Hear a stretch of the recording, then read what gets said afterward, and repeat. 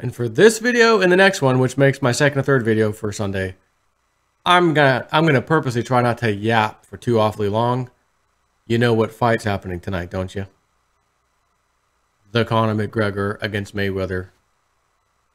And I'm telling everybody I know, guys, I'm gonna buy this fight. Come over to the house. We can even watch it poolside. We'll turn the jacuzzi on. I'll put a TV outside on the patio. We could do that, or we can just go inside. Whatever you guys want. Let's have fun with this. Oh, I can't do this. That's happening. I'm stuck with my kids. I can't do that. Not one person can make it. And I'm still buying it, and I want to go see that damn fight. So, all 2 of my friends said no. No, actually, I probably asked about 5 people. Nobody could make it. And that's okay, because we're all busy in our lives. We got stuff to do, don't we? So, I know what I'm doing after this video, or the next one, actually. Going inside, pay-per-view, I won. Give me my money. Actually, no, here's my money, because this is a very expensive pay-per-view. Have a nice day. But damn it, I want to see this fight. And I'm telling you now, I should not be saying this. Mayweather's got the background, the history, the wins under his belt that says he should win. But there's something inside of me telling me, Joe, man, old Conor, man, he can pull one out. He's been known to pull one out when you least expect it. And I'm going to say right now, Joe, who do you think is going to win? I'm actually going to say Conor's got this. As crazy as that sounds, Conor McGregor, I think, is going to pull this out for somehow, some way. But as I say that, I can almost see Mayweather clubbing him to death. But again, it's just boxing. It's not MMA. We will see. So, I wasn't sure what I was going to title this. If I was just going to use Zero Hedge the same title, or what. I was thinking, car sales are so bad that Ford has now done this. And I think maybe that will be the title, to tell you the truth. Ford to abandon traditional credit scores for underwriting decisions as sales stall. Guys, sales are so freaking bad. The cars are piling up on our lot longer than they ever have before being sold. This is an epidemic. What do? Well, we started using subprime, and we got the subprime lenders. We using them. They, Ford Credit may not provide the loan to some of these people, but some of the lower credit scores, they just don't qualify. Well, we have a lot of people who do want cars out there who have horrible credit scores.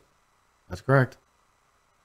And we need to sell those cars. Sell them the cars. So you're going to now go above and beyond, or maybe I should say below and beyond, the normal credit rating system, and lend people who have no business buying a car because they don't have the money.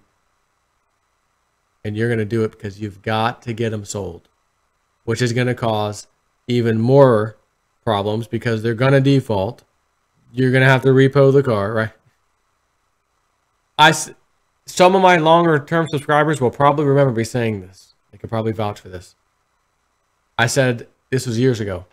When all this stuff starts happening, one business that's going to be fantastic.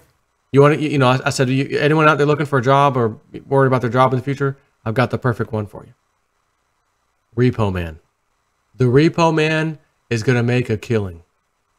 There's going to be so many repos, he won't be able to keep up. And Ford just proved that this is going to happen now. So what do you do when your sales are stalling because you've already financed new cars for every man, woman, and child with a credit score north of 500? And again, if you're not at 600, that's not real good. 640 or higher should be where you are.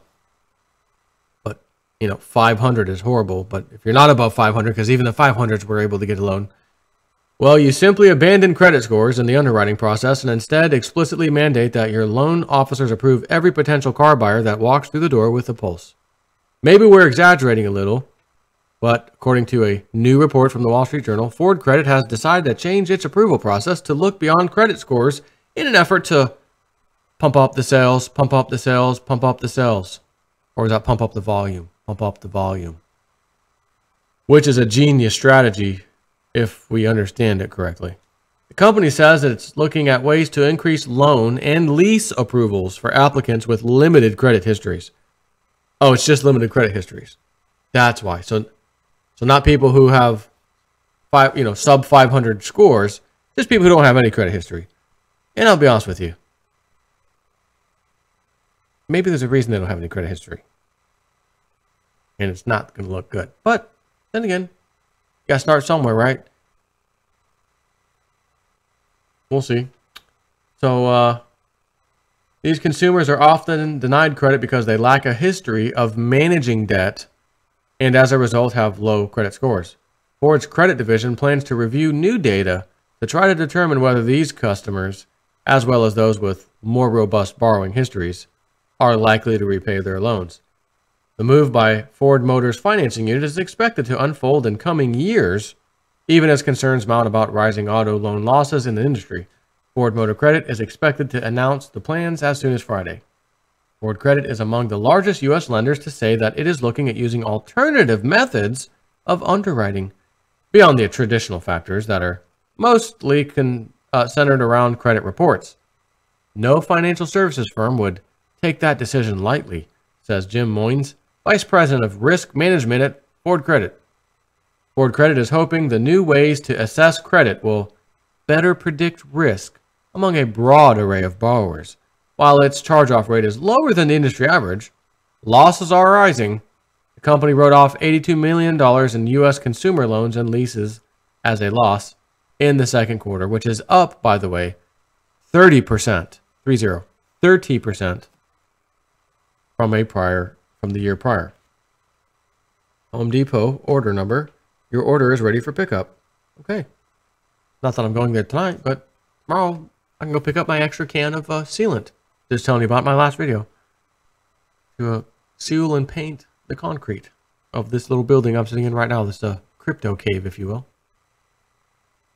Of course, this move comes just as more traditional lenders have decided to pull back on auto loans, presumably because they're growing increasingly worried that mounting auto inventory on dealer lots is confirmation that the industry is at the tail end of a nasty bubble. In fact, as we pointed out last month, Wells Fargo slashed their auto loans by 45% in the second quarter of 2017.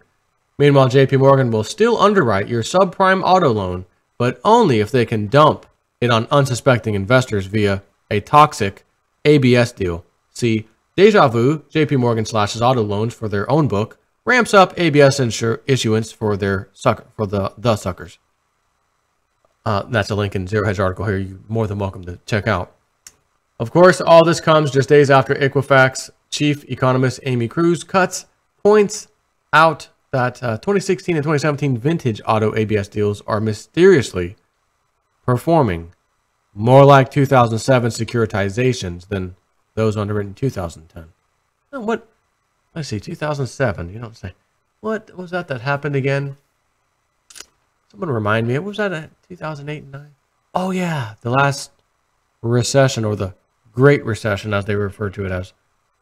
Performance of recent subprime vintages is awful, Equifax said in a slideshow on second quarter credit trends. We're seeing an increase in delinquencies across all credit scores, but in the highest credit quality, it's just a basis point or two, chief economist Amy Cruz said in an email Tuesday. Cruz. That's an interesting middle and last name though, isn't it? In deep subprime, the rise is more substantial. What stood out to me was the issuers. Those that have been doing this for a decade or more were showing the better performance, while those that were relative newcomers were in the worst category. But sure, Ford Credit now is probably a great time to abandon traditional credit metrics in your underwriting practice. While you're at it, maybe consider following Chrysler's footsteps by offering $1,500 discount to people with low credit scores specifically. April 2017 pricing on all new vehicles may include up to $1,500 in finance rebates that have certain credit requirements to be able to claim this rebate. Finance offer is credit score based on, and you must be below 620 to qualify.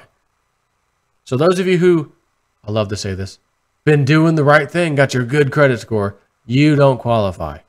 Piss off. But you jabronis, the jabronis out there who got a horrible credit score. I was one of those for a while, by the way. You qualify. Come get your $1,500. If you are over 620, you must add up to $1,500. You must add up $1,500 to the price. Varies by make and model. Not all units are eligible for this rebate. Call dealer for details.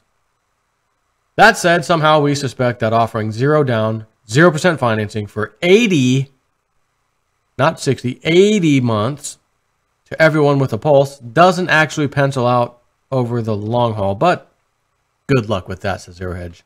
Take care, my friends.